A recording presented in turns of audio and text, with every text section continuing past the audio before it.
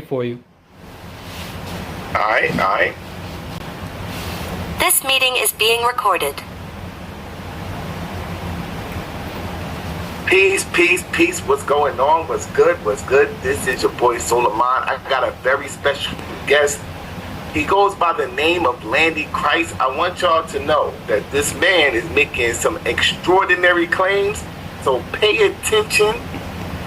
Get your pens and pads ready, because the information that he's going to present is, I guess you could say, life-changing. So I'm not going to ramble on too long. I'm going to bring on the man of the hour.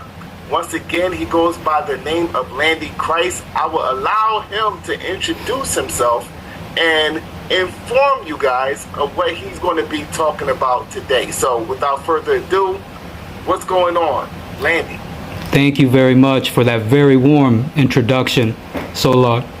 And I'll begin here by stating that I'm aware that there have been quite a few who have now been claiming to be the Christ, and we're able to see that across history, of course.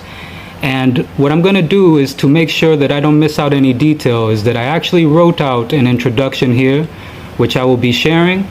And of course, we're going to go from there. So people can find themselves reading passages from a book and find themselves relating to happenings or even characteristics in general, let alone when it comes to the books of the Bible, known as the Torah. The book can be used as a map as to if you find yourself in such a scenario in real life, you can be better guided as to what to do, if not already knowing better. And there have been times where someone thinks or feels themselves to relate so much that they have claimed to be Christ. Now, though that is a level and a title, when speaking of the actual line of David, it is indeed an historical line as well. The name Adam, which means humankind in Hebrew, also serves as an acronym that serves as a calendar or a clock, since Adam to David to Mashiach, which means Messiah or Christ. We're going to go over some of the reasons as to why that is indeed myself, and thus further proving the biblical historical record of mankind. Now, in the book of Daniel, it's held that the Torah is a code, and the code will be revealed at the end of time. I get deeper into this in my videos, but there are cycles in time. This is what reflects to be the meaning of Revelation 5:5, that in essence speaks of the descendant of the line of Judah breaking the 7 scrolls. We see 7 as a cycle in time, first in the beginning of Genesis, the creation account, and that blueprint is still the model of a cycle in time when it comes to a week as we hold it today, as it is still held, with the Sabbath being the 7th day on a calendar. You will see in its layout that Sunday is actually the first day, Monday the second day, and so on up into the Sabbath. If you look at any modern day calendar today, that's exactly the layout that you will see. Now, just as there is more to time than just a week, one of the depths of time is based around the number 4, as there are 4 dimensions of time and space. A part of the orchestration of Genesis 1:1, which is 7 words made up of 28 letters, and those 28 letters at its most surface infrastructure is laid out in 4 sevens, representing, of course, the 4 dimensions of time and space.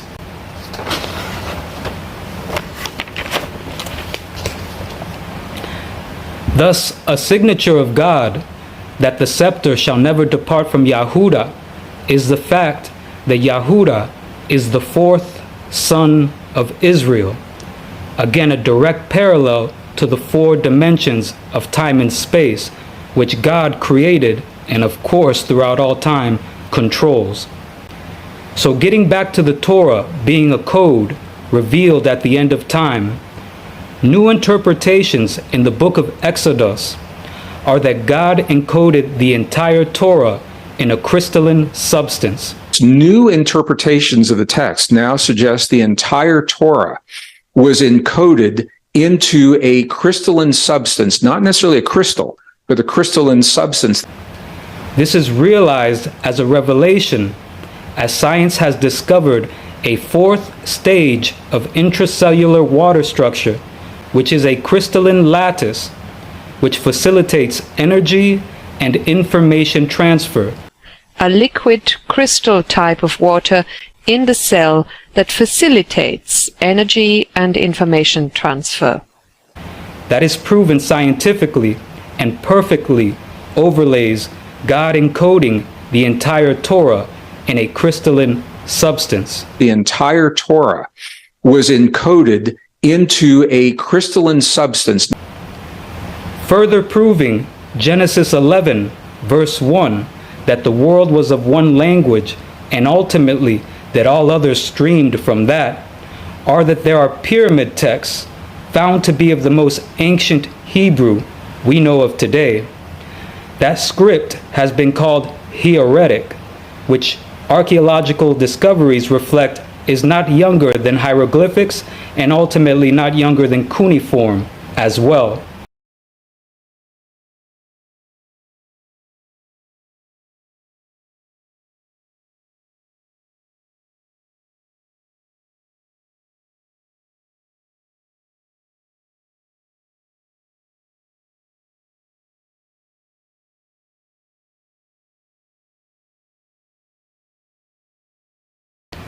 There are hundreds of inscriptions of that script found in Israel, including Zadokite scripts, Zadokite being the line of the brother of Moses, and also inscriptions dated throughout the Davidic kingdom.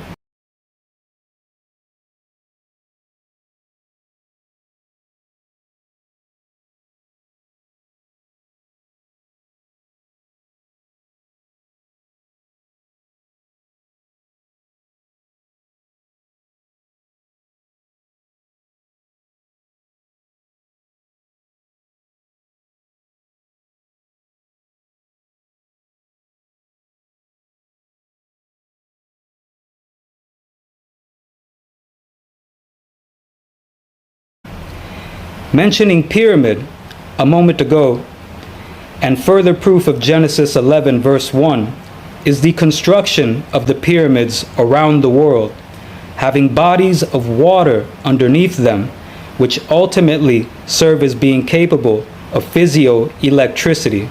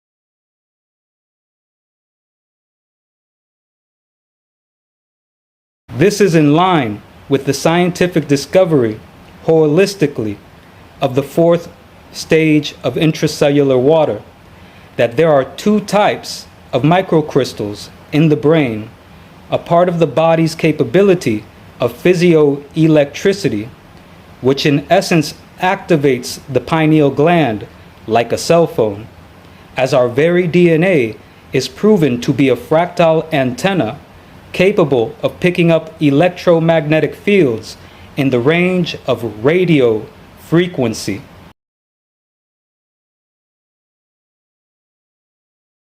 Of the world. And the first thing that happened that all of the radio channels, it's all a different scene, a different vibration.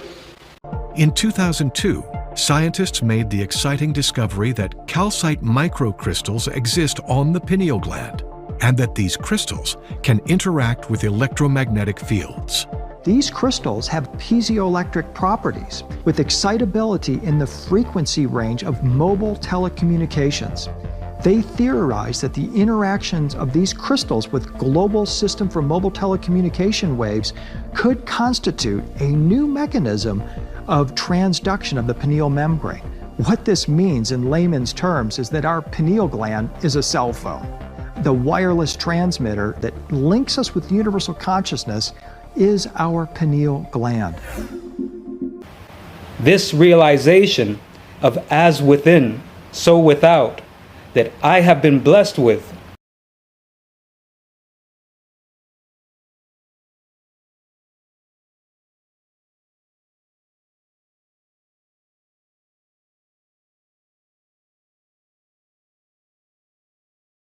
this key to the crystalline lattice is amongst the proof that I am the actual Christ, and we are the angels of God itself. Thank you.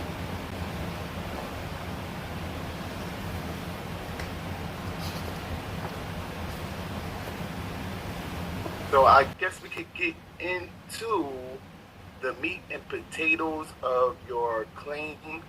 I think that people, with the information that you just presented, I think that people want to know, when did you come to the realization of who you are, and what was the series of events that occurred that gave you this revelation?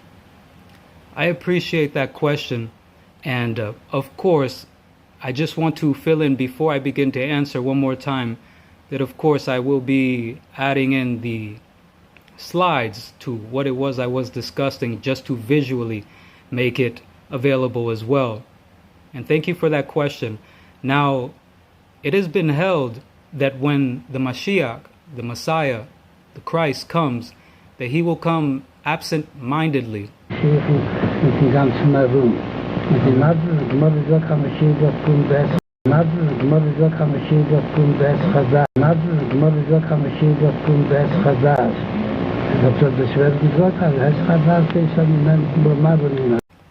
And when it comes to all those who have also claimed to be the Christ, I know that basically this goes for us all, as we're all born a baby here in this way. And ultimately, of course, as I stated in the introduction, that literally as we go through the text, one may start relating with what it is that they see inscribed. And ultimately, of course, I came upon this exact same way. The main pull, to put it that way, to this was the fact that I've boxed for a very long time. And actually, I boxed from light welterweight, which in sanctioned boxing was 141 pounds at the time, all the way up to heavyweight. I boxed from heavyweight on down to that weight, 141 pounds in sanctioned boxing. Basically worked my way down to light welterweight. And I fought on both national and international levels. And in essence, in between those fights, there would be different fluctuations in weight.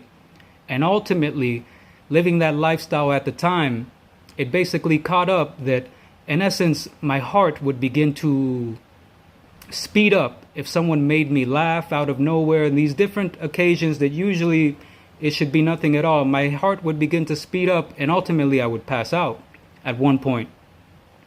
And then I came across the diet outlined in Genesis 1:29, which is in essence a vegetarian vegan diet. And literally, as I began this diet, I began restabilizing myself, my body. I began regaining my strength. I began being able to do different things that I haven't been able to do in a while. And one of the holdings of what will happen upon the resurrection is, quote, that the body would return at an age of 20. Now, this has multiple depths of meanings, but one of them I have literally realized in this physical way, as my heart right now, again, you name the person, I'm not, again, something such as boxing, for example, is not a weight loss competition. Again, you are to come in as healthy as possible, as you would figure you would want to do for a quote unquote fight. So I'm not exactly looking to do marathon running or anything like that. And to those who obviously that is their discipline or focus, obviously there is no knock on that. But what I'm getting to is basically as long as you want to try to set it, of course, I would be able to make whatever, obviously in the range of human capability, I would be able to run any amount of miles that basically you would be able to lay out in reason, and let alone all the other, I'm able to do by the grace of God 100 push-ups, pull-ups, 20 straight. These things that unfortunately throughout people's lives, some of them may have not been able to do at all throughout their lives. And the fact that I have realized that realization, even on a physical depth, though there is more to it that literally, of course, we will go over perhaps at a different time, that depth was what mainly was the pull that everything in here that I am claiming today, it led me to exactly this. That literal realization of reviving myself, revitalizing my body physically. Yeah, so you're saying that, you know, the revitalization of your body was one of the evidence that pointed you into the direction of, you know, who you are, you know, claiming to be. So correct. And if I may just interject, excuse me, I don't want to interrupt you. It's just what you said just perfectly ties in to the proof that I outlined here scientifically. And also the fact that it aligns with basically circumcision of the heart. And that is that basically our DNA is a fractal antenna capable of picking up frequencies on the level of radio frequency. And one, even more so than the brain, it's been shown, is that the heart itself gives off an electromagnetic field and is, of course, very well a part of the holistic process that takes place in the processing of these electromagnetic fields. So in essence, that happening with my heart tied back in to exactly this which I'm showing now, as there have been agencies, of course, this is how this is scientifically proven, that have been looking out for this activity. And literally, again, when I say by the grace of God I have been blessed with it, I've been able to pick them up. That may sound like some off-the-wall claim, but again, realize that this is scientifically proven. And I will have the slides throughout to prove this. Scientifically peer-reviewed articles which state exactly this.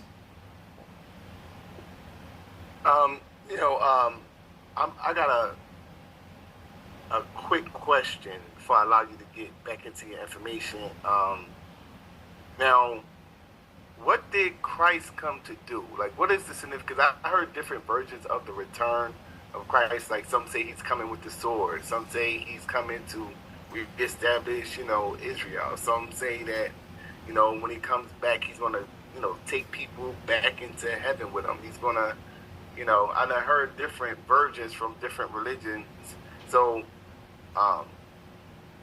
what did you come back to do? Like, what are you coming to do, and how are you going to do it? Well, I appreciate that.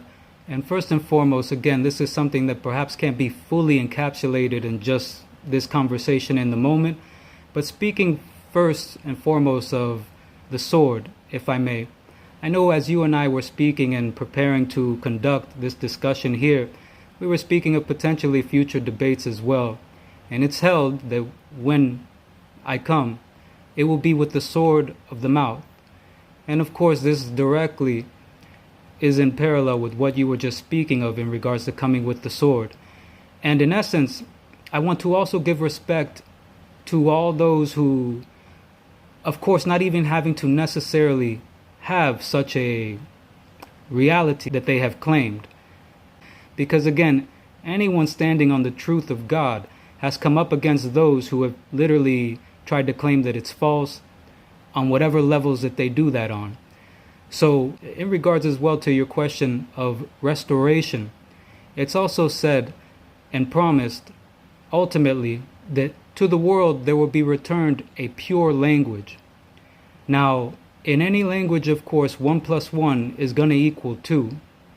And a lot of these revelations that I'm sharing now is, of course, a part of that pure language which has been promised to return, including the fact that, as we just laid out, even down to a literal fact, the fact that there are pyramid texts which are written in what was called hieratic, which is ultimately being shown to be the original Hebrew. So even on that literal sense right there, there is a pure language being returned to us, which of course has further depths within itself as well, as you might can imagine.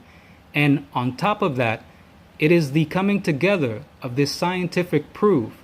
Literally, as for so long it has been held by some that science was quote unquote the biggest enemy of this truth, of the truth ultimately of God itself, when ultimately, of course, there's nothing outside of God, and it only serves to prove it today.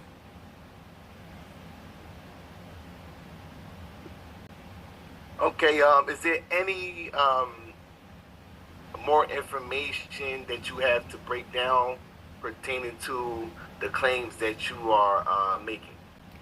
If I may, and this is a part of your last question as well, excuse me, I just wanted to make sure there wasn't anything directly to it that I may have missed. I don't want to leave anything unanswered directly. But for example, going back to that diet listed in Genesis 1:29, right now the world is in essence plagued by things that they think are normal, such as cancers, different heart diseases, and chronic diseases of that sort. That diet outlined in Genesis 1:29, there is scientific proof of literally this diet being beneficial to the human, to the angel, ultimately. There is a scientist by the name of Elizabeth Blackburn who has proven that literally such a diet has changed 500 genes in a span of 3 months. And basically what it did was turn off genes which cause these chronic diseases and turn on the genes which prevent them.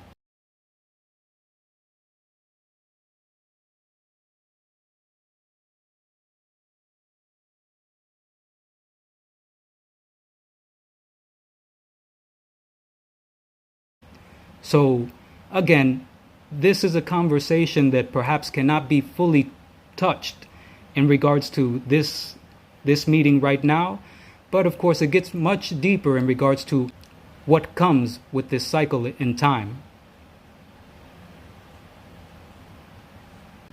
And yeah, for those who are unaware of what he's talking about this chapter 1, verse 29, and it states, "And God said, Behold, I have given you every herb bearing seed, which is upon the face of all the earth, and every tree in the which is the fruit of..." I'll start from the top. Take your time. It says, "And God said, Behold, I have given you every herb bearing seed, which is upon the face of all the earth, and every tree in the which is the fruit of a tree yielding seed. To you it shall be for meat." Correct. Now there are those, Solar, who try to bring contradiction to this and state that, hey, what about the seeds and what about the fruits and what about the herbs in the world which are poisoned? When you go on to read in Genesis, it's going to state that there is a point in time where not every plant that was to be on the face of the earth was yet made. And also, to not forget that still the fact that there was out of the entire garden, one tree in particularly that was pointed out as, don't eat from this tree, also on a literal sense serves to show that this was a heads up that such things were going to be in the future. And of course, I've gone deeper in regards to that in other sharings of mine, particularly on the YouTube channel, but it also, of course, gets deeper into detail with regards to that as well. Okay, so where can we find you at on YouTube? Yes, the YouTube name is Landy Christ. Okay. And so I'm very interested in the claim because I know I grew up a Christian, and yeah, let's kind of start there. Are you claiming to be a Christian, or are you an Israelite? What exactly, even if you're not claiming any religion, are you claiming a particular faith? If so, what is that faith? I appreciate that question, and I believe it's a great highlight in regards to the quote conversation between God and Moses when it said, "I am that I am." And when it comes to these names, such as, for example, Hebrew in itself, comes from one of the sons of Adam, ultimately, which was named Eber. And his son, named Peleg, was named as such because that is held to be the time where the world split from this, quote, one language. So these names of ours, of course, go all the way back. And I wanted to mention in particularly, this is why I wanted to point out that the name for humankind, Adam, which is also, of course, used today as just a name as well, serves in acronym form as a calendar, as a clock, that since Adam to David to Mashiach. So again, I'm ultimately claiming to be the proof of this historical truth being exactly that, true. And in regards to the different religions around the world, it's proven with, for example, the language, that everything else streamed from it, regardless what religion, regardless what belief. Now, this is a deeper conversation, but these different things were, for example, battled throughout time since different falling outs, I'll put it that way. You'll see that after Jacob met with Esau, again, his brother, that Jacob told all of those that were in his household to get rid of their, quote, foreign gods. So these different religions, these different beliefs, these have been different struggles from a falling out, of course, in cycles of time, throughout time. But in particularly, speaking of that original Hebrew script, hieratic, in particular, it is proven that through different scientific lines that, for example, that everything streamed from that original language. For example, there is a mathematical expression in Genesis 1, chapter 1 in particularly, which can be mathematically expressed, which is pi, ultimately, in different depths of pi in itself, which I have also demonstrated throughout these sharings within the YouTube channel, within the videos in general. And the reason why I bring that up is because, for example, the building of the pyramid, which has been for so long accredited to be built by the quote unquote Egyptians, it is shown that the Egyptian dynasties, the Egyptian time period, they were off by 2 digits when it comes to the mathematical constant of pi. It's also shown that Babylon was also off by 2 digits in their own right as well, when this mathematical constant can be expressed in Genesis chapter 1. The only other place that you will find this mathematical constant in antiquity is in quote unquote a Vedic text, in particular the Rig Veda, where it shows the mathematical constant of pi up to 32 digits, which is perfectly fine, as archaeological findings and all the lines of science, which of course go into this, simply show that this language, that script, came after the hieratic, which again only serves as further proof as to Genesis chapter 11, verse 1, that all the world was of one language, and of course all others streamed from that. It is also a complete parallel that there are 32 there is a book called the Book of Formation, held to be preserved by Abraham. And in essence, it reads that there are 32 wonderful pathways to which God created the universe.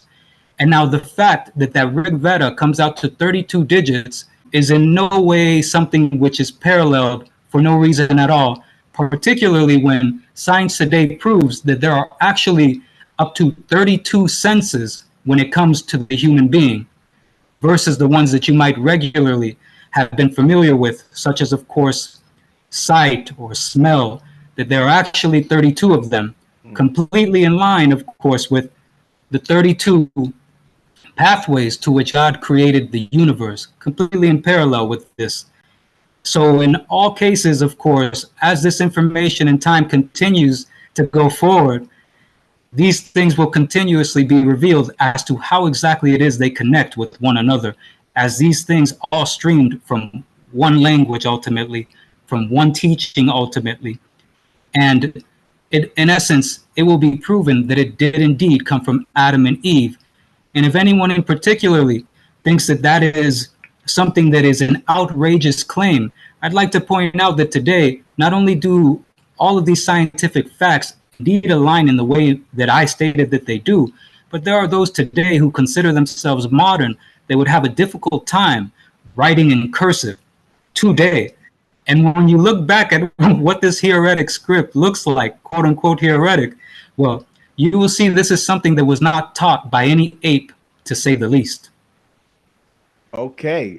And further proof of the world being of one language, as is held in Genesis chapter 11, verse 1, is the calendar which was passed down to Enoch, was represented in one of these pyramids, just as the most ancient and what is proven to be the most advanced of knowledge has been embedded throughout the others.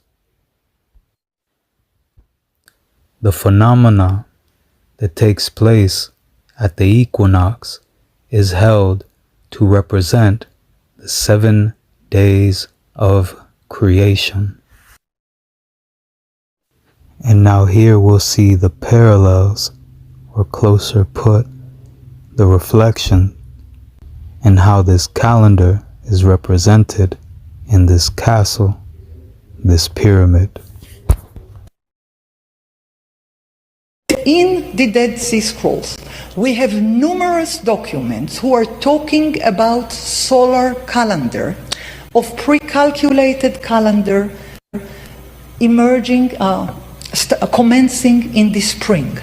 While the Jewish calendar, known to all of you who are following the Jewish calendar, is starting in the autumn. The current Jewish calendar is starting in the autumn, in the month of Tishrei, while the biblical calendar states explicitly that the calendar starts in the spring.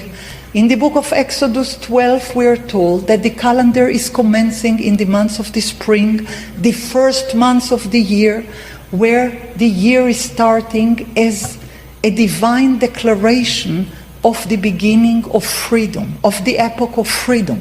It is given up in the time where the story of the departure from Egypt, the exodus from Egypt, then there is a calendar introduced, and it is said, this month, the month of the spring, is the head of the year, or the first of the month.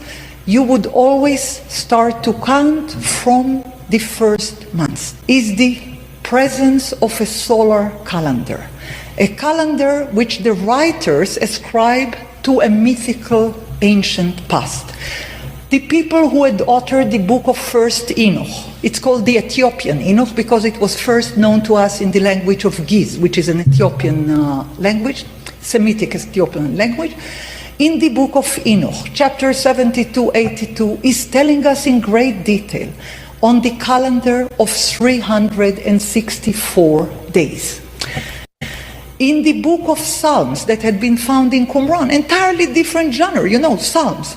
In the extra Psalms, those which are not known to us in the Bible, in the Psalm scrolls which is presented in the shrine of the book, in column 27 we are told that David king of Israel, the one who had been described as wise and as poetically gifted and as a prophet, according to this scroll, had authored 364 daily songs for each day of the year.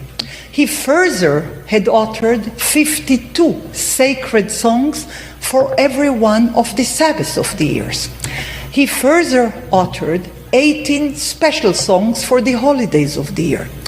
Now, in entirely different kind of genre, let's say the book of Jubilees, which is para-biblical because it is retelling the book of Genesis.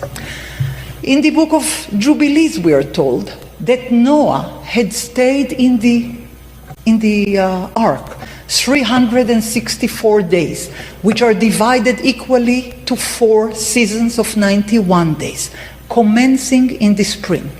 The same is true for the scroll of priestly watches, which is worked on a calendar of 364 days. The same is true to a letter called Miktzat Maaseh Torah, a few observations on the acts of the Torah. The scroll is commencing with a calendar, telling us that the first week of the year starts in the spring, and there are 52 weeks in every year, and in each week a different priestly scroll is serving according to a calendar of 364 days. Now, the centrality of the solar calendar could not be exaggerated in the library of Qumran. As I said, in various different genres, in various different literary modes, the centrality of the calendar is put forward. It was a priestly calendar, divided according to the priestly sevenfold divisions. Because if there was anything sacred to the priestly calendar, it was the following assertion: the covenant between God and his people is based on the following fact: every 7 day one should not work on a Sabbath. Every 7 holidays of the first 7 months of the year, one must refrain from work according to the biblical law. Okay, with that being said, we're gonna open up the platform for any questions. You got any questions or comments?